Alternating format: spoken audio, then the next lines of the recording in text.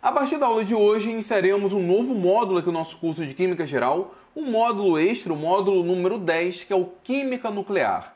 Embora este não seja um assunto muito tratado nos cursos de Química, eu, por exemplo, não fiz nenhuma disciplina de Química Nuclear, muito menos isso foi visto no meu curso de Química Geral, é um assunto que costuma ser cobrado, por exemplo, em provas do IME, do ITA, e muitos participantes aqui do curso são alunos que estão se preparando para o IME e para o ITA. Então vale a pena, sim, criarmos um módulo extra tratando um pouco sobre a química nuclear.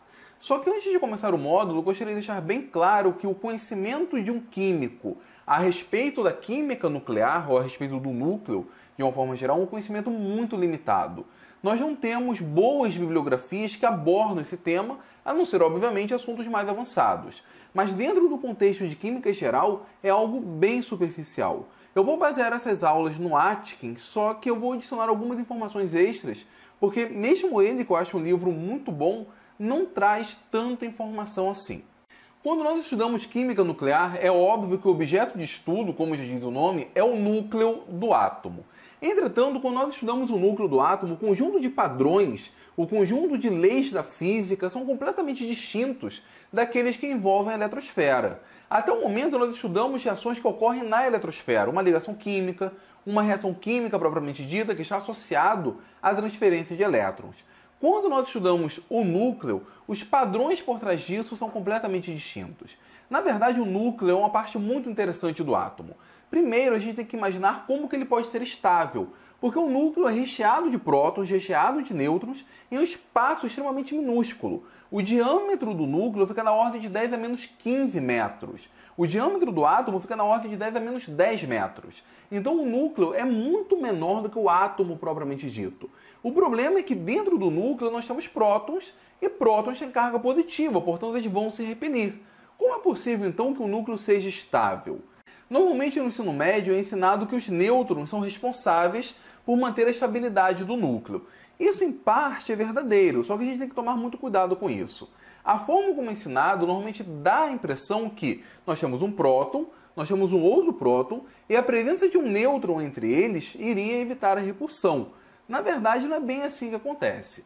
O nêutron acaba assim ajudando na estabilidade, só que nesse caso ele acaba promovendo a força nuclear forte. É a força nuclear forte que permite com que os prótons fiquem coesos dentro do núcleo. Bom, como que funciona a força nuclear forte? Na verdade, dentro da eletrodinâmica quântica, nós consideramos que tanto os prótons quanto os nêutrons são formados por partículas mais fundamentais chamadas quarks. Então, cada próton e cada nêutron é formado por 3 quarks.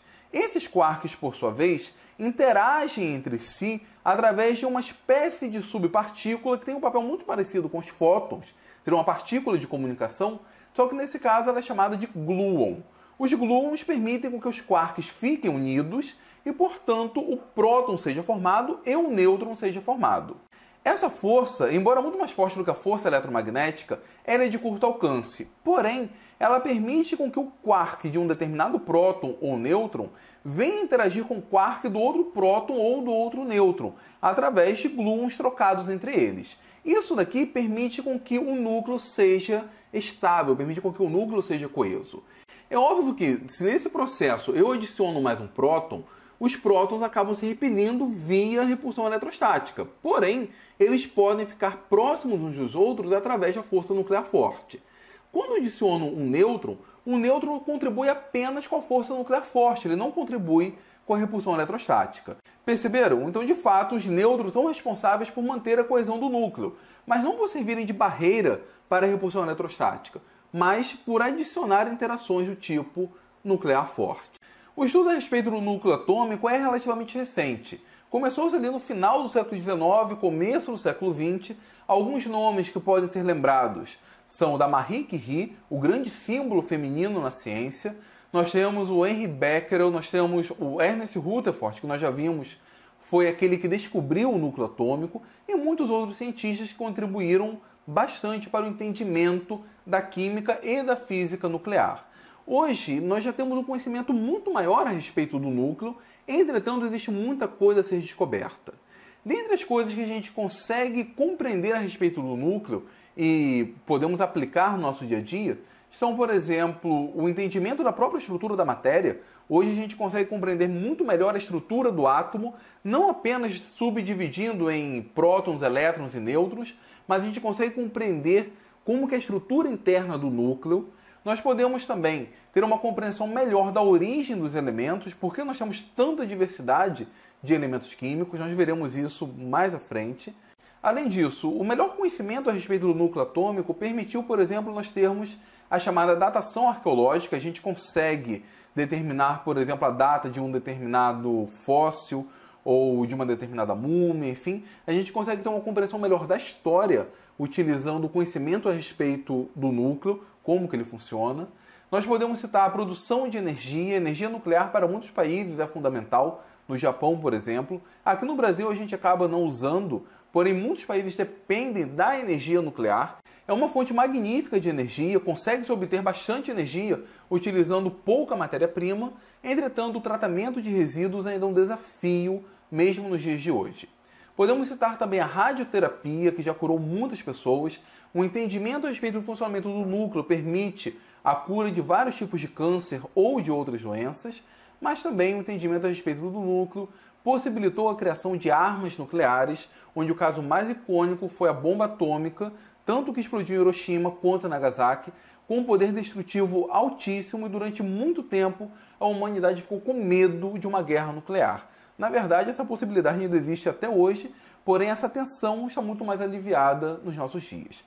Com isso, então, a gente consegue perceber que o estudo a respeito do núcleo, embora seja bem recente, já teve grandes avanços, principalmente na medicina e na produção de energia.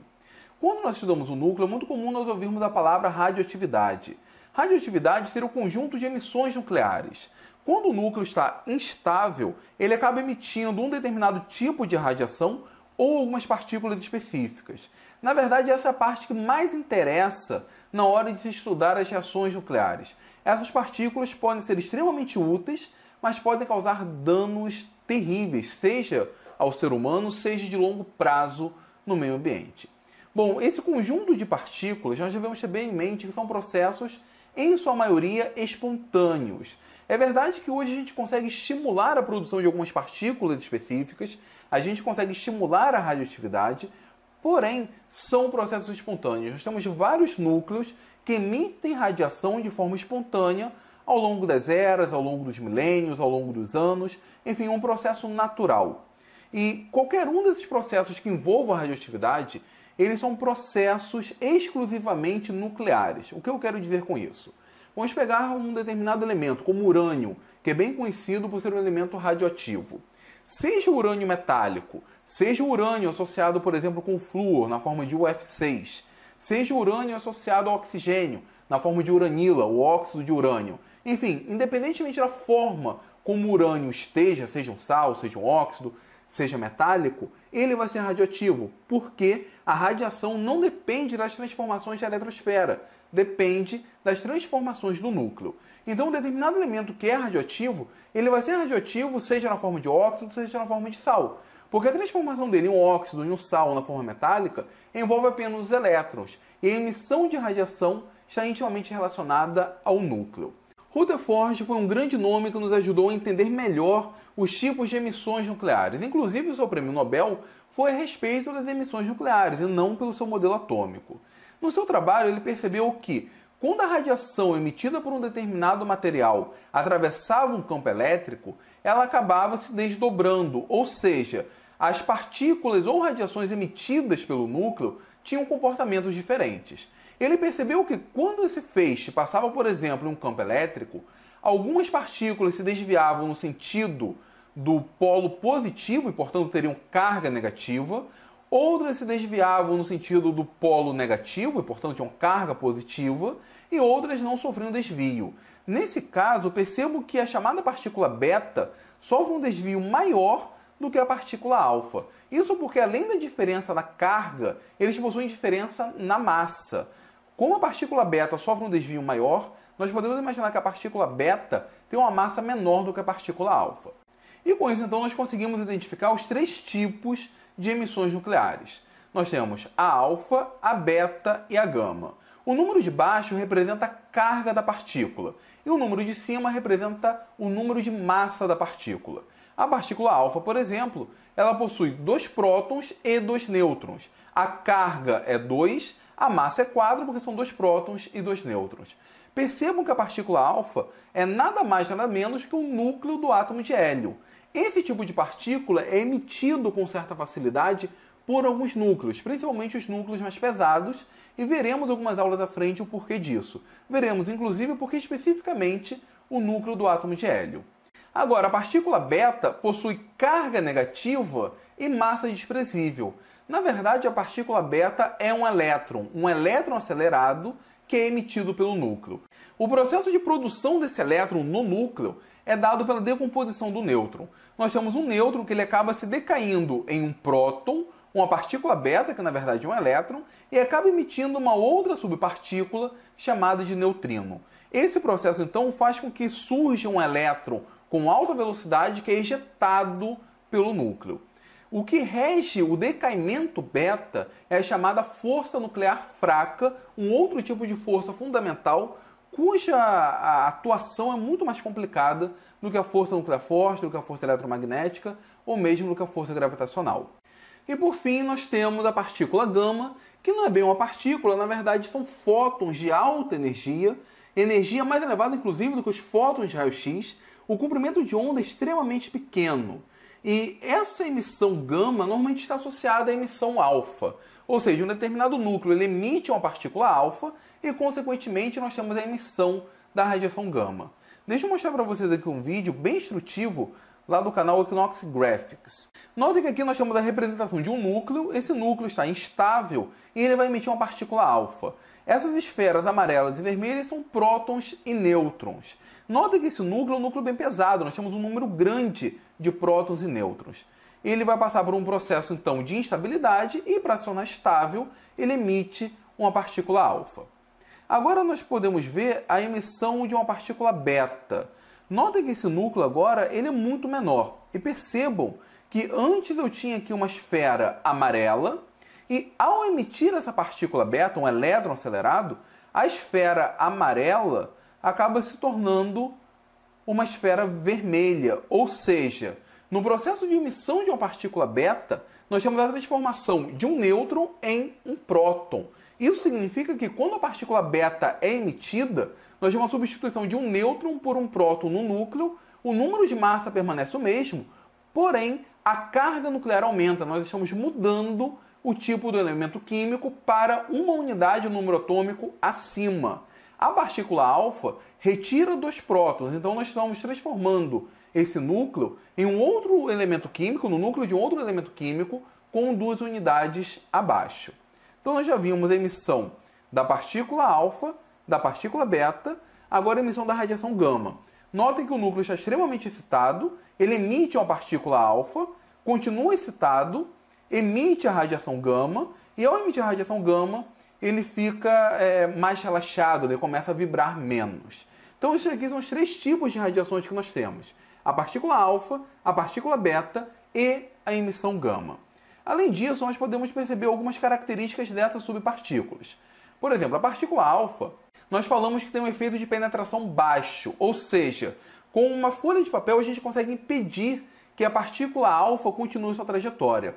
Entretanto, ela possui um alto poder ionizante, ou seja, esses núcleos de átomo de hélio conseguem, por exemplo, capturar elétrons do ar e logo se transformam no átomo de hélio. A sua velocidade chega a ser 10% da velocidade da luz, possui massa 4, carga mais 2, e aqui nós temos um exemplo. A transformação do rádio no radônio é seguida por uma partícula alfa. Nós vemos agora a partícula beta. O seu efeito de penetração é maior do que o da partícula alfa, justamente por ser menor. Além disso, ela tem uma velocidade maior, chega a atingir 90% da velocidade da luz. Essa partícula beta, na verdade, é um elétron de massa desprezível e carga negativa, como qualquer elétron. Quando nós emitimos, aliás, quando o núcleo emite uma partícula beta, ele acaba sendo convertido em outro núcleo com uma unidade acima no número atômico. Então nós chamamos aqui a transformação do trítio, o hidrogênio de massa 3, no átomo de hélio. A partícula gama, como disse, não é uma partícula, é uma radiação. Ela tem penetração elevada, justamente por ser uma radiação de alta energia.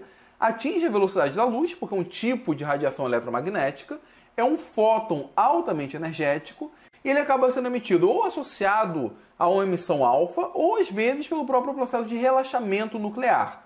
Nós temos aqui, por exemplo, o núcleo de cobalto excitado, representado por esse asterisco, e ele acaba decaindo no cobalto 60, mais estável, emitindo radiação gama. Nós temos aqui o beta+. Esse beta+ é um pósitron, é um elétron de carga positiva. Ele é a antimatéria do elétron. Ele apresenta propriedades muito parecidas com a partícula beta, com o elétron, penetração moderada, velocidade em torno de 90% da velocidade da luz, porém ele é um pósitron. Ele é a antimatéria do elétron, é um elétron com carga positiva.